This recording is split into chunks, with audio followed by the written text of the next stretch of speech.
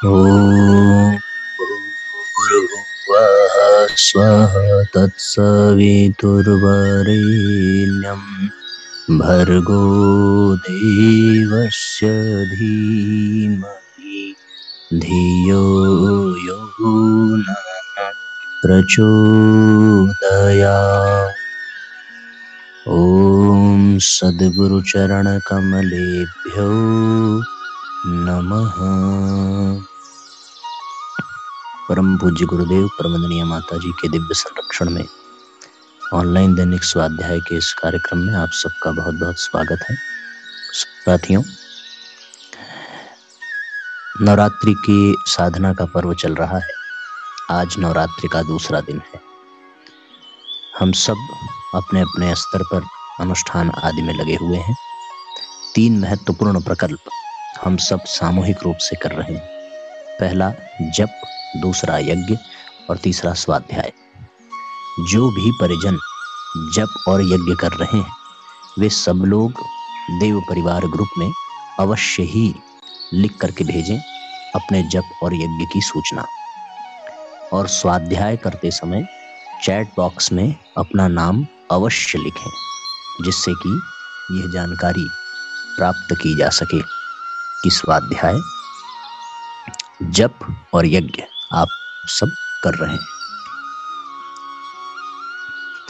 आइए रामकृष्ण भक्त मालिका पुस्तक के अंतर्गत हम सभी पुस्तक पढ़ते हैं। स्वामी ब्रह्मानंद के विषय में इसके अंतर्गत लिखते हैं, महाराज की मन का एक और पक्ष सहज ही सबका ध्यान खींच लेता था।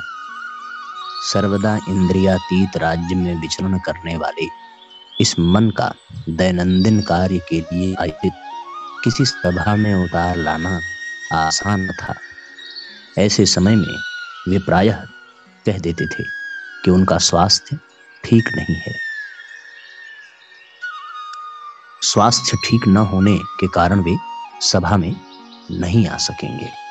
तथापि यदि अनुनय विनय के द्वारा किसी प्रकार उन्हें सभा में लाया जाता तो मठ मिशन के सभी विषयों पर उनका सुविस्तृत ज्ञान देखकर तथा उनके निर्विवाद निर्णय सुनकर सभी दंग रह जाते और बिना द्विधा के सब उनसे सहमत हो जाते। सभा के अतिरिक्त भी इस आत्मनिमग्न महापुरुष के संकेत या आदेश पर मठ के सभी विभाग सुचारू रूप से परिचालित होते थे। मठ के प्रत्येक साधु ब्रह्मचारी का चित्त उदात्त भावों से परिपूर्ण रहता था और मठ प्रांगण दुर्लभ फल फूलों के वृक्ष से सुशोभित हो रहा था। स्वामी जी के साथ महाराज के प्रेम संबंध का परिचय पाठक पहले ही पा चुके हैं। हम दूसरे गुरु भाइयों के साथ उनके प्रेम पूर्ण व्यवहार के 2-1 उदाहरण दे रहे हैं। एक बार महाराज की इच्छा के विरुद्ध स्वामी अखंडानंद सारगाछी जाने के लिए रात में स्टेशन जाने को तैयार हुए। महाराज ने पालकी ढोने वालों के कान में धीरे से कुछ कह दिया, जिसके फलस्वरूप वे बड़ी इधर उधर चक्कर काटने के बाद ट्रेन का समय निकल जाने पर अखंडानंद को लेकर के घर लौटे। पाँव फट रही थी। अखंडानंद आंखें मलते हुए वास्तविकता से जैसे ही अवगत हुए कि महाराज तथा अन्य सभी लोग इस विनोद में भाग लेते हुए चारों ओर से हंस पड़े। हास परिहास के अतिरिक्त अन्य प्रकार से भी उनका यह बंधु प्रेम अभिव्यक्त हुआ करता था। 1914 ईस्वी में स्वामी तुरायानंद के बहुमूत्र रोग में वृद्धि होने पर महाराज ने एक ब्रह्मचारी को उनके सेवक के रूप में देहरादून भेज दिया। पत्र में लिखा कि एक किराए का मकान लेकर उनके स्वतंत्र रूप से रहने की व्यवस्था कर दी जाए। उसका सारा खर्च महाराज स्वयं वहन करेंगे। बेलूड़ मठ के सामने गंगा अनुमान से काफी अधिक व्यय जाने पर उस कार्य में निरत स्वामी विज्ञानानंद जब स्वामी विवेकानंद के सम्मुख साहस जुटा रहे थे अपने कंधों पर ले गया तथा निर्विकार रहकर स्वामी की सारी डांट फटकार सहन की, मानो रात उन्हीं का। स्वामी अत्यंत मुर्शिदाबाद काल पीड़ितों की सेवा में रत हुए तो महाराज ने उन्हें प्रोत्साहन देते हुए लिखा था, समझ में नहीं आता तुम्हें क्या कहूँ, तुम यहाँ आने पर तुम्हारी भव्य संवर्धना होगी और हम तुम्हें गोद में उठाकर नाचेंगे। दूसरों के मन को महाराज कितनी आसानी से उच्च स्तर उठा दिया करते थे, उसका एक दृष्टांत महाकवि तथा श्रेष्ठ गिरीश चंद्र घोष के जीवन होता है। एक बहुत दिन तक बीमार रहने के बाद गिरीश बाबू को ऐसा प्रतीत हो रहा था कि उनकी बुद्धि सूख गई और विश्वास खो बैठे हैं। उन्हें देखने जितने साल आया करते उन सभी को वे यह बतलाते, परंतु वह क्लेश वैसा ही बना रहता। अंत में उन्होंने महाराज से कहा। इस पर महाराज ने जोर से हंसते हुए कहा, इसको लेकर दिमाग क्यों खराब करते हैं? समुद्र में तरंगें उठती गिरती रहती हैं, मन का भी ऐसा ही स्वभाव है, अतः घबराने की कोई बात नहीं है। आपके भीतर जो इस समय ऐसा हो रहा है, इसका अर्थ यही है कि आप शीघ्र ही बहुत ऊपर उठेंगे। मन की तरंग इस समय थोड़ी शक्ति अर्जित कर रही है। महाराज के चले जाने पर गिरीश बाबू को ऐसा प्रतीत हुआ मानो उनके हृदय की शुष्कता दूर हो चुकी है, विश्वास लौट आया है और मन भूमि पर आरूढ़ हो गया है। महाराज का साहस, प्रत्युत्पन्नमति और शिष्य रक्षा के उदाहरण भी ऐसे ही विस्मयजनक है। एक दिन वे स्वामी प्रभवानंद तथा एक अन्य शिष्य के साथ टहल रहे थे कि शोर मचा, भागो भागो, और साथ ही देखने में आया कि एक सांड सिर नीचा किए हुए उसी ओर दौड़ा चला आ रहा है। महाराज की सुरक्षा के लिए दोनों शिष्यों ने झट उनके सम्मुख आना चाहा, परंतु महाराज ने दृढ़तापूर्वक दोनों को पीछे कर दिया और शांत भाव से खड़े रहे। सांड पास आकर अचानक रुक गया और सिर हिलाकर दूसरी ओर चला गया। एक अन्य समय महाराज स्वामी अखिलानंद तथा एक भक्त के साथ भुवनेश्वर के जंगल में घूम रहे थे। अचानक उनके सम्मुख कोई 100 फीट की दूरी पर एक बाघ आ गया। महाराज शांतिपूर्वक रहे और कुछ क्षण तक उनकी ओर देखने के बाद भाग गया। जो भी हो, महाराज के असाधारण व्यक्तित्व को चित्रित करने के लिए इस प्रकार के दृष्टांतों की कमी नहीं है, पर हमें बाध्य हो उस प्रलोभन को त्याग कर महाराज के जीवन इतिहास की धारा में लौट आना है। कभी कभी बेलूड़ मठ से आकर महाराज बलराम मंदिर में निवास करते थे। एक दिन रामलाल दादा महाराज से मिलने की इच्छा से वहां पधारे। दादा को देखते ही महाराज आनंद से प्रफुल्लित हो उठते तथा वार्तालाप एवं हास परिहास आदि से परिपूर्ण हो जाते। उस दिन उन्होंने रामलाल दादा से कहा, दादा, आज संध्या के बाद ढपवाली कीर्तन गायिका का वेश धारण करो, सबको ठाकुर के समय के भजन सुनाते होंगे।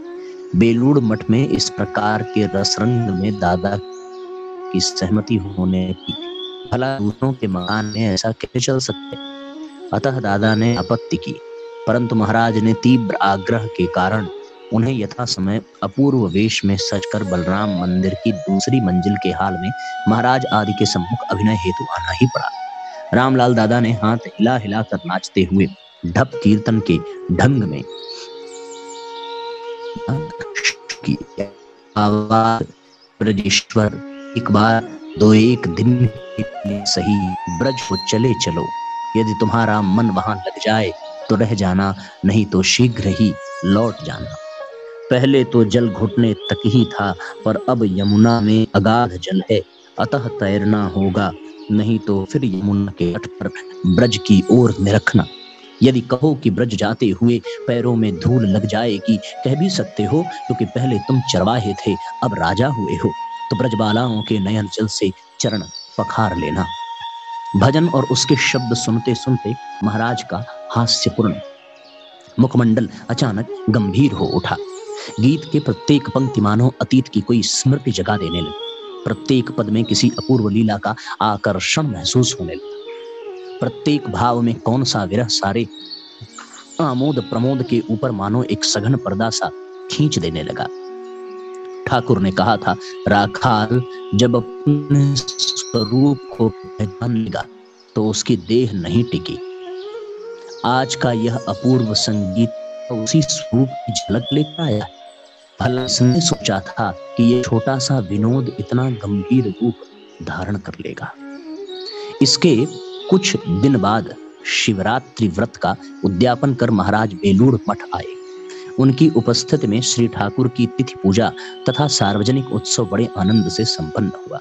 इसके बाद पुनः बलराम मंदिर जाने के दिन प्रातः काल सभी साधु ब्रह्मचारियों को बुलाकर उन्होंने स्वामी जी द्वारा निर्दिष्ट मंदिर के स्थान की ओर संकेत करते हुए कहा, स्वामी जी की इच्छा थी कि यहाँ पर ठाकुर का मंदिर निर्मित हो।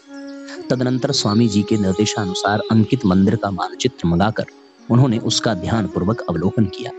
इस प्रकार मानो उन्होंने सबको स्मरण करा दिया कि यह महान कार्य जिसका उत्तरदायित्व स्वामी जी ने संघ को सौंपा है अपूर्ण रह गया है। महाराज के बलराम मंदिर में आने के बाद कुछ दिन स्वाभाविक रूप से ही बीते, पर 24 मार्च 1922 ईस्वी को अचानक उन पर सूची का आक्रमण हुआ। उनकी सलाह के अनुसार होम्योपैथी चिकित्सा होने लगी और वे धीरे धीरे निरोग होकर अन्न पथ्य ग्रहण करने लगे। इस रोग की पीड़ा के बीच भी सदानंद जीवन मुक्त महाराज का हास परिहास समान रूप से चलता, जो चिंता मग्न भक्तों तथा सेवकों के मन में भी आनंद ला देता था। एक दिन जब उन्हें बलराम मंदिर के एक छोटे से कमरे से हाल में ले जाया जा रहा था, तो वे साहस से कह उठे, अरे मरा हाथी भी लाख रुपए का होता है। महाराज ने इतने विनोदपूर्ण ढंग से अपने रोग जीर्ण शरीर की ओर सेवकों का ध्यान आकर्षित किया कि इस गंभीर परिस्थिति में भी सेवकगण हंसी न रोक सके। रोग के दूर होने तथा उनके इस प्रकार के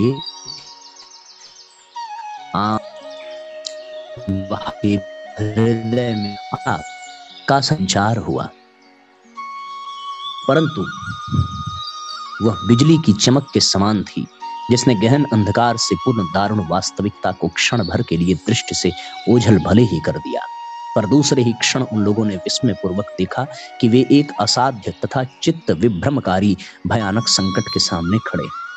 अन्न पथ्य शुरू होने के 2 दिन बाद ही महाराज में बहुमूत्र रोग का लक्षण दिख पड़ा, जिसके लिए पहले तो एलोपैथी इलाज की व्यवस्था हुई, फिर उसके कारगर न होने पर आयुर्वेदी चिकित्सा का प्रस्ताव रखा गया। सब सुनकर महाराज विनोद पूर्वक बोले, फिर हकीमी इलाज ही क्यों बाकी रहे। निर्विकार नित्य सिद्ध महापुरुष उस समय अपने शरीर को एक पृथक जड़ वस्तु के रूप में देखते हुए रोग की चिकित्सा तथा उसके फलाफल के बारे में पूरी तौर से उदासीन थे। जो भी हो, कविराज श्यामदास बाबू आए। सदानंदपूर्ण महाराज का विभूति भूषित मस्तक देख कर कह उठे, महाशय आपने मस्तक पर जिनका चिन्ह धारण कर रखा है वे शिव ही सत्य हैं, बाकी सब कुछ मिथ्या है। यहाँ मिथ्या शब्द का किस अर्थ में प्रयोग हुआ था यह महाराज ही जाने। भक्तों ने देखा कि उनका यह प्रयास भी व्यर्थ ही गया। यथाक्रम शनिवार 8 अप्रैल का दिन आया।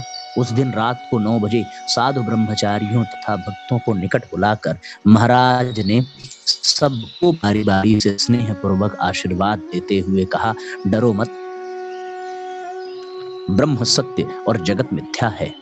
फिर उपस्थित अनुपस्थित सभी संतानों का स्मरण करके उनकी कल्याण कामना करते हुए बोले, बच्चों तुम जो जहां कहीं भी हो सभी का मंगल हो। सबसे विदा लेने के बाद वे थोड़ी देर मौन रहे। ध्यान मग्न महापुरुष मानो धीरे धीरे अतीन्द्रिय राज्य के गहनतम प्रदेश में प्रवेश करने लगे। अचानक उस घोर निस्तब्धता को भंग करती हुई उनकी उत्साहपूर्ण प्रसन्न वाणी मुखारित हो उठी। वह देखो पूर्णचंद्र रामकृष्ण, मुझे रामकृष्ण का कृष्ण चाहिए, मैं ब्रज का राखाल हूँ, लाओ मुझे घुंघरू पहना दो, मैं कृष्ण का हाथ पकड़कर छम छम छम छम नाचूंगा। कृष्ण आया है, कृष्ण कृष्ण तुम लोग देख नहीं पाते, अरे तुम्हारे आंखें नहीं है, आहा मेरा कृष्ण कितना सुंदर है। कमल पर का कृष्ण, ब्रज का कृष्ण, यह कृष्ण कष्ट का कृष्ण नहीं है। अब खेल समाप्त, देखो देखो एक छोटा बालक मेरे शरीर पर हाथ फेरते हुए कह रहा है, आओ चले आओ। महाराज मौन हुए। इसी भाव में रविवार भी बीत गया। दूसरे दिन 10 अप्रैल सोमवार की रात को 9:15 बजे श्री राम कृष्ण के मानस पुत्र राखाल ने नित्य लीला में प्रवेश किया। मंगलवार को वह पावन शरीर बेलूर मठ में लाकर पुष्प चंदन धूप अग्नि में अर्पित हुआ। इस प्रकार से आत्मीय बंधुओं, हम लोगों ने श्री राम कृष्ण परमहंस के एक और भक्त, एक और शिष्य, उनके मानस पुत्र राखाल के जीवन परिचय को प्राप्त किया। अब एक अगली जीवन यात्रा हम लोग सुने। स्वामी विवेकानंद, स्वामी ब्रह्मानंद के पश्चात स्वामी योगानंद का परिचय आज से हम लोग प्रारंभ करेंगे। अपने आप में बहुत महत्वपूर्ण, बहुत प्रेरणादायक, बहुत अद्भुत जीवन परिचय यहाँ हम सभी प्राप्त कर रहे हैं। स्वामी योगानंद। स्वामी योगानंद को छोटी आयु में ही ठाकुर के पुनीत दर्शन पाने का सौभाग्य हुआ था। लीला प्रसंग के अनुसार आने के पहले ही दिन उन्हें देखकर और उनका परिचय पाकर ठाकुर अत्यंत आनंदित हुए थे और यह भी समझ गए थे कि उनके निकट धर्म लाभ करने के लिए आने वाले जिन लोगों को जगदम्बा ने उन्हें बहुत पहले से दिखा दिया है, योगीन उनमें से एक हैं। और इतना ही नहीं, अपितु जिन 6 विशेष लोगों को उन्होंने जगन माता की कृपा से ईश्वर कोटि के रूप में जाना था, ये उनमें भी एक है। स्वामी जी कहा करते थे, हम लोगों में कोई यदि पूर्ण रूप से कामजित है तो वो है योगीन। स्वामी निर्जानंद ने एक बार उनसे कहा था, योगीन तुम हम लोगों के चूड़ा मणि हो। स्पष्ट है कि ऐसी उच्च प्रशंसा के अधिकारी एक असाधारण महापुरुष ही होंगे। वस्तुतः सरल, महान, त्यागी, उत्कट तपस्वी, मातृ भक्त और सुखदेव जैसे परम पवित्र योगानंद केवल रामकृष्ण संघ के ही क्यों, किसी भी काल के, किसी भी समाज के चूड़ा मणि हैं। स्वामी योगानंद का पूर्व नाम योगींद्रनाथ राय चौधरी था। अब का जीवन दक्षिणेश्वर के विख्यात सावर्ण चौधरी वंश में मार्च 1861 ईस्वी फाल्गुन कृष्णा चतुर्थी शनिवार को हुआ था। पिता नवीन चंद्र चौधरी निष्ठावान धार्मिक ब्राह्मण थे और पर्याप्त समय पूजा ध्यान आदि में बिताया करते थे। समृद्ध जमींदार वंश में जन्म लेने पर भी सांसारिक कार्यों में रुचि न लेने के कारण वे शीघ्र ही निर्धन हो गए। योगीन की तब किशोरावस्था थी। पिता यह आशा करते थे कि योगीन बड़ा होकर गृहस्थी की जिम्मेदारी संभालेगा और निर्धनता दूर करेगा। परंतु योगीन के चरित्र में वैसा कोई भी लक्षण देखने में नहीं आया, बल्कि उम्र बढ़ने के साथ ही धीरे धीरे उनकी जन्मजात भगवत प्राप्ति की आकांक्षा उनके हृदय पर पूर्ण अधिकार कर बैठी। वे स्वयं ही कहते थे कि बाल्यकाल से ही उनका मन एक अचिंत्य चिंतन में विभोर रहा करता था। 5 वर्ष के बालक की चपल क्रीड़ा के बीच भी अचानक अनंत की पुकार आकर उसे अनमना कर देती और वह उदास मन से आकाश की ओर निहारते हुए सोचने लगता, मैं यह कहाँ आ गया हूँ, मैं तो यहाँ का आदमी नहीं। उसे लगता है कि वह उसी सुदूर नक्षत्र मंडल में ताराओं की माला पहने बैठा हुआ है और उसके खेल के साथी भी वहीं पर हैं, यहां नहीं। बीच बीच में उसका मन उसी देश को लौट जाने के लिए व्याकुल हो उठता। यथा समय बालक योगीन का उपनयन हुआ। अब पूजा ध्यान आदि का अवसर पाकर उस हृदय को थोड़ा संतोष हुआ। वह उसी में बहुत सा समय बिताने लगा। उन दिनों वह रामायण, महाभारत आदि ग्रंथों का पाठ भी किया करता था। इसके अतिरिक्त उसका मकान सर्वदा भागवत पाठ तथा कीर्तन आदि से मुखरित रहने के कारण उसके तथा परिवार के अन्य सभी के मन में सदाधर भाव जारी रहता था। यथा समय पिता ने उन्हें अगरपाड़ा के मिशनरी विद्यालय में भर्ती कराया। उनका स्थान के उद्यमी होने का मेरे पति प्रायः वहां घूमने जाया करते थे। विशेष उन पुष्प चयन तथा गंधस्त्र आदि के लिए प्रतिदिन रानी रासमणी के देवालय में जाया करते थे। इस प्रकार दक्षिणेश्वर मंदिर के साथ उनका बचपन से ही संबंध था।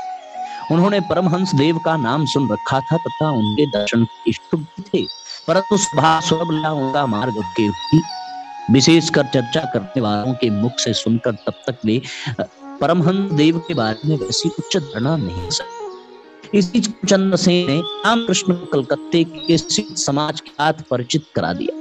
केशव चंद्र के प्रबंध आदि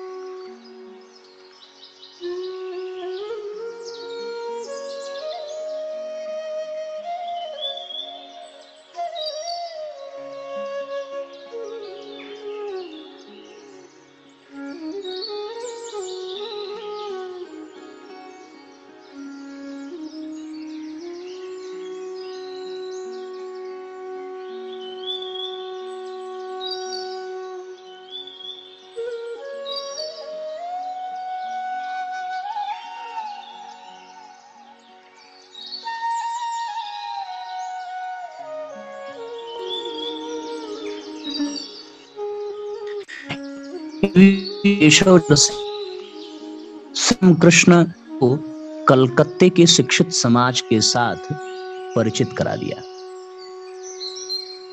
केशव चंद्र के प्रबंध आदि पढ़कर योगीन श्री राम कृष्ण के दर्शन के लिए उत्सुक हुए, परंतु परिचय क्यों कराए।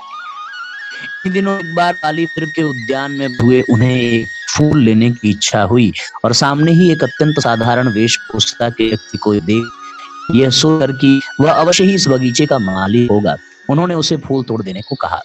वह व्यक्ति प्रसन्नता पूर्वक उन्हें फूल देकर चला गया। इसके पश्चात एक दिन योगीन ने देखा कि एक कमरे में बैठकर बहुत से सज्जन एकाग्रचित्त से उसी पूर्व दुष्ट मालिक की वही सुन रहे हैं और वक्ता लगातार तत्व ज्ञान की बातें कहे जा रहे हैं। यह देखकर वे एक ही से उन्हें दक्षेश्वर लोग पागल ब्राह्मण कहते हैं और केशव चंद्र जी परमहंस रामकृष्ण करते हैं वे यही है। स्वाभाविक रूप से ही उनके मन में प्रश्न उठा, यदि ये पागल हैं तो इतने लोग क्यों आते हैं। उत्सुकता जागी और यह जानने हेतु की प्रश्न चला है। वे के पास खड़े योगीन पूर्वक अष्टवत बाहर थे। उसी समय ठाकुर ने एक व्यक्ति को आदेश दिया, जो लोग बाहर खड़े हैं उन्हें भीतर बुला लाओ। बाहर योगीन के अतिरिक्त और कोई